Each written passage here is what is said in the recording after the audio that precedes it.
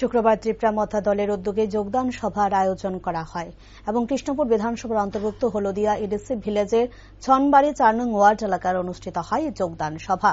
মূলত ত্রিপুরা মথা দলের Krishnapur block president Mahendra দেববর্মার উদ্যোগে অনুষ্ঠিত হয় এই সভায় মহেন্দ্র দেববর্মা ছাড়াও অন্যান্য নেতৃত্বরা উপস্থিত ছিলেন। এদিনের এই যোগদান সভায় বিভিন্ন রাজনৈতিক দল ত্যাগ করে ১৩ পরিবারের ৩৫ জন ভোটার ত্রিপুরা মথা দলে যোগদান করেন। এখানে আমরা মহারাজের নেতৃত্বে আমরা ত্রিপুরা মথাকে যোগদান দিছে বিভিন্ন দল ছেড়ে আমরা ত্রিপুরা মথাতে জয়েনিং দিছে ১৩ ফ্যামিলি ৩৫ ভোটার।